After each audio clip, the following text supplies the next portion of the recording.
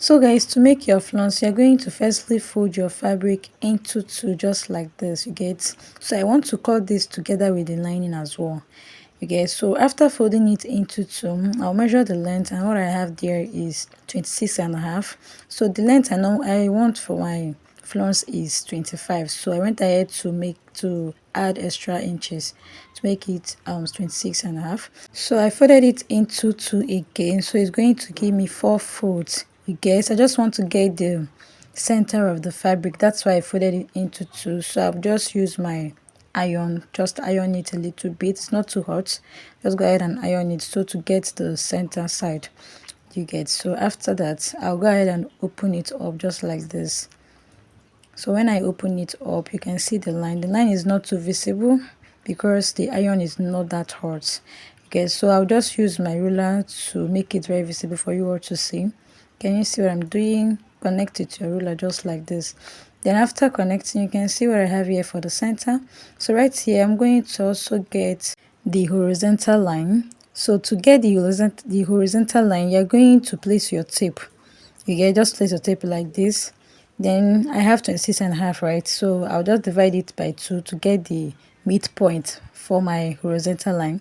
So after getting it, I went ahead to mark it. You can see what I'm doing here. So I'll just make a straight line with it. Can you see? So go ahead and get your horizontal line. After that, I'll use my ruler to connect it to give me a very straight line, just like this. Do the same thing for the other side as well. The next thing you want to do is to place your tape.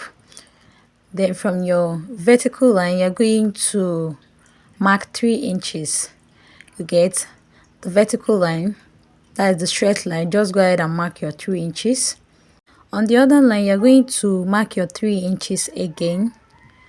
Then after marking it, you can see how I'm doing it. You mark it again here. So you are going to connect the 3 inches to give you a circle. Just look at what I'm doing here. Go ahead and connect it just to give you a circle. It's not going to be a full circle though, but just connect it. It have to be a circle shape.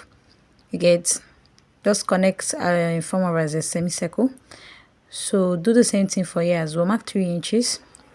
So this place I marked the 3 inches here. This last place I marked the 3 inches. I'll stop the 3 inches for here. You get, I'll just stop the 3 inches at here.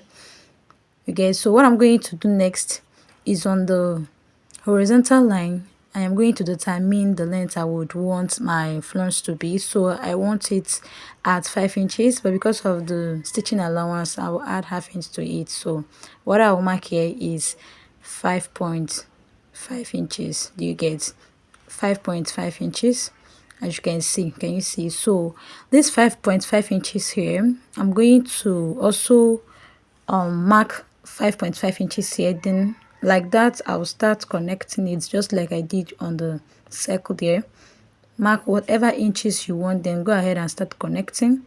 On the other side, I stopped the 3 inches. You can see that I connected it from that side down to the side. I also marked my 5.5 inches. If you don't understand what I'm saying, please watch what I'm doing so you understand better. So you can see that I used the 3 inches to connect it to the point I marked my 5.5. Just look at what I'm doing. You can see how I connected it just like this. From that 3 inches, I connected it to meet the 5.5 inches I came down by on the horizontal line. You get. So after doing this, like I said before, you're going to continue with whatever inches you are using for your flounce, you get. So go ahead and start it. You can see that I'm marking 5.5 here. So from there, I'll continue, sketching it out, then connecting the both inches just like this. Can you see? So from there, you're going to continue doing that. You can see that I don't have enough fabric here, so I'll just continue doing that, and I'll stop at the side where the fabric ends, you get.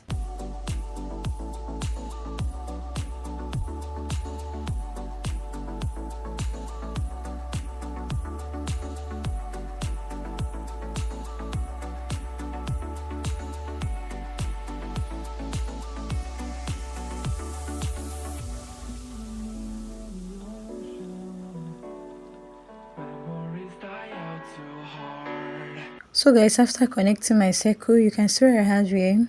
So I had to stop where my fabric ends. I had to stop my sketch where my fabric ends. You can see I stopped it. So right here, I will just bring my scissors, then go ahead and cut it off. Please, when cutting, please pay very attention so you see how I cut it, so you don't go and cut on the wrong part. You get.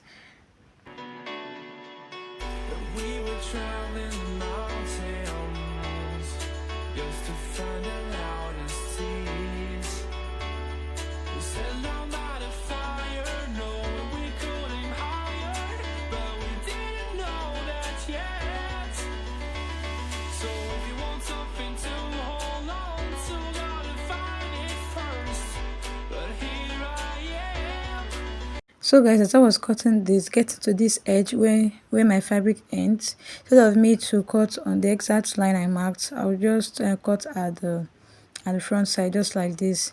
So you can see that it doesn't have curve, so I'll just go ahead and give it a curve when I'm done cutting.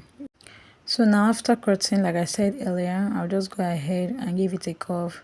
The curve is not really stressful or hard to curve. You get, just go ahead. It's a normal curve though. Just go ahead and curve it just like this.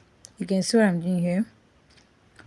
You get, because after cutting this there was no curve here, so I just gave it my own curve.